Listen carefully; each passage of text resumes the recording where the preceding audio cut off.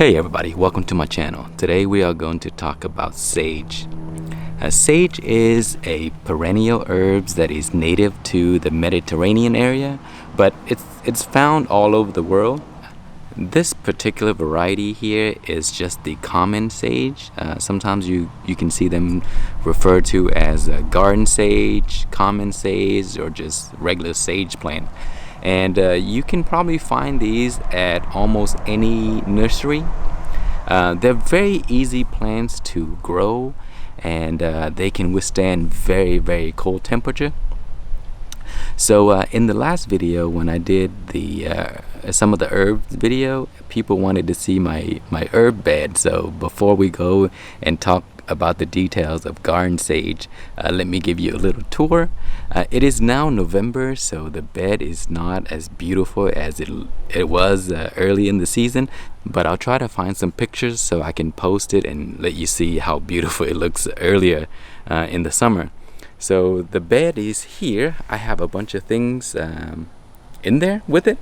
So I have Thai basil.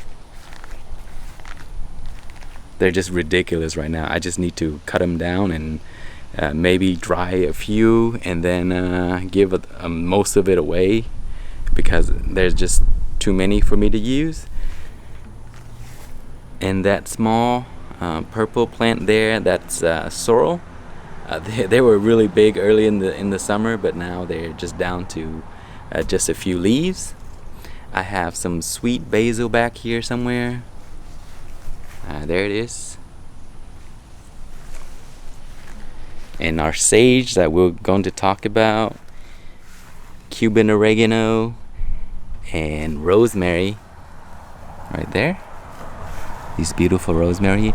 And all of these herbs that I just showed you in the bed, they're all propagated. I did not start them from seeds, so if you guys grow herbs, try propagating. It's very useful because it grows fast. It's easy, and if you have someone you know that has a plant, just cut a branch. Ask them to give you a branch, because sometimes you can't find seeds for this, so that's a good method to use.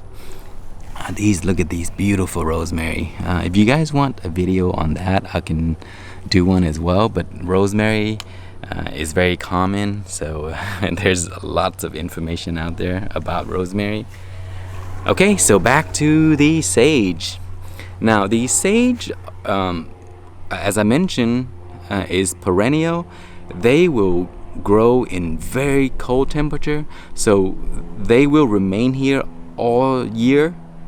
So even with the snow and occasional frost and iced over, they will still be alive. So these guys here have been outside since a few seasons. So they'll just slow down during the winter months, and then when it freezes over, they'll just die back, and then they'll grow back in the spring. So that's how hardy they are.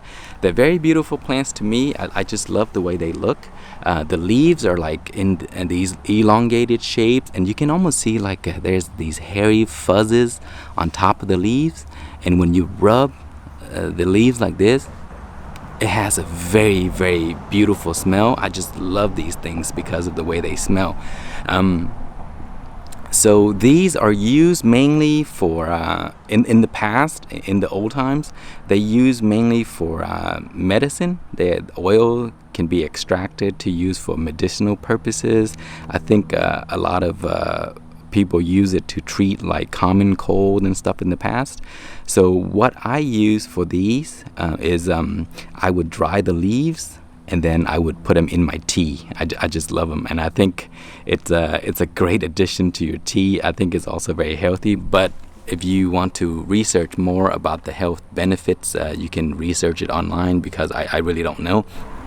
And another way I use these sage is to marinate chicken. So they're great for like roasted chicken or roast turkey and all that stuff. So that's usually what I use them for. Okay, and earlier I mentioned that these are great to propagate and grow more. So that is usually how I grow these things. I originally bought a very small plant, and then once it grew, then I cut the branches off, and then I propagate them. So let me show you some of my propagated plants. They're just all over the place. This is the original bush, so let me show you the other places that I have them. Alright, here it is. So I cut a few branches off, put them in water, and then once they rooted, I put it in the pot right here. I have a video on how to do that, so I will link you so you can watch it. It's very, very easy to do, and in no time you will have lots and lots of sage to use. You can give them to your friends and share them with your neighbor or whatever. But you see, they're very easy. So that's usually how I grow them. Okay, and the sage, they prefer very good soil with nice organic matter, anything that can drain really well and doesn't the water doesn't stick around for too long, because they don't really like too much water. And if you see that your sage start to develop like leaves that look like this, like yellow leaves, and they're just not looking healthy and then start to fall down, check the amount of water that's in the soil, because that is the first sign that your sage is getting too much water. So they do have very nice thick leaves, so they can withstand longer without water. So I grow these along with the rosemary because they're very, very a nice plant to grow as companion, because they don't require too much water. So that is the reason why I have them in the same bed. And also with these oregano here, they don't require too much water, so they can go longer without it. And as I mentioned, a nice organic matter and soil that can drain well. If you have them in clay soil, they won't do too well, because the clay collect water and it just sticks around for too long, and then that would affect the roots, and then the plants would not look good. And as far as pests, they have very little pest problems, but there are some. So you see these leaves here, they're all chewed off. Usually those are from either grasshoppers or caterpillars. So those are the only two types of pests that I see that would affect the sage. But because you see how there's so many leaves, so losing one or two of these here is not a big problem. So you can still use this and just trash it, and you can have so much more. But when you see signs that the leaves have holes in them, usually if you like go to a few of the leaves and then flip them over, you probably see like a looper, a caterpillar underneath, and once you get rid of them, then that's it. Occasionally you will see cucumber beetles, because those things, they eat everything. So that's pretty much it. They can grow in full sun. I'm in Texas, so in full sun exceeding 100 degrees Fahrenheit, and they would do just fine. They can also withstand temperature lower than freezing. So I'm in Texas, as I just mentioned. I leave these guys outside all year. They'll just die back and then come back the next year. But if you want to make sure that they survive, just cut a branch here, put them in water, and root them and take them inside. And then in the spring, you can bring them back out, and then they will grow again. And then once that branch begin to grow larger, you can cut it again, and then you have lots and lots of sage in your garden. Okay guys, that is the little bit information that I have about sage.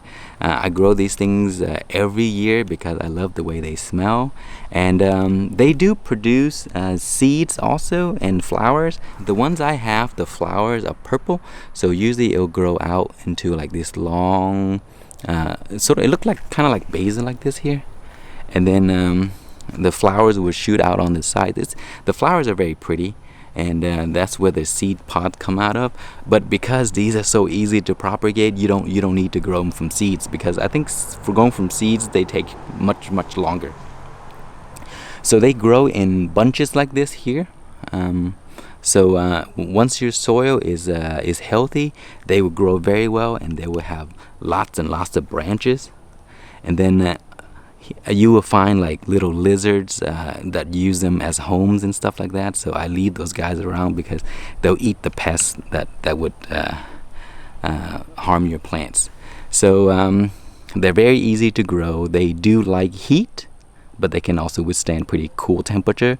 Nice organic soil, something that drain well. You can grow them with companion plants like rosemary, and they will do fine. So anything that can withstand a longer period without water would be good to grow along with these.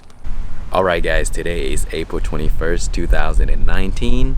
The video was first recorded in November of 2018, and I wanted to wait to show you the flowers and how beautiful these will look in the spring. So here are the flowers right here. As I mentioned, you see they just grow at the top right here. And then the bees and stuff like that, they would love these things. They would come and visit, and then once they visit, they would produce the little pods inside these little flowers here. So that's how sage produce seeds. And as you can see, everything has died back. The peppers are gone, except the rosemary is just growing even better than last season. And the sage that you see here, so it was looking really bad. I trimmed it all back, and then look how beautiful they are now. These are the new growth and large beautiful leaves that are really healthy. And in the spring, with the cool temperature, there are not a lot of bugs, so you can see there's no holes and stuff like that. So these plants, they do love springtime. That is the best time for these to like flourish. And here is what the bed looks like. Everything's dead. Basil is no longer there, but the sorrel came back. Look at that. See, those are perennials, and those over there, they were dead. They were on that side, and I brought them back. I cut a few branches inside and took them inside, and then now it's warm enough, I put them back out. So that's how I usually do to preserve these herbs. So there you have it, guys. That is beautiful sage, one of the best herb you can grow in your garden because they're very, very easy to maintain. Cool temperature would not kill them. Warm temperature would not kill them either. So they are the easiest type of herbs. Of course, the rosemary as well. So if you want to grow anything that will survive through all kinds of crazy conditions, try sage and rosemary. That's it, guys. Thank you for watching. Please like, comment, and subscribe.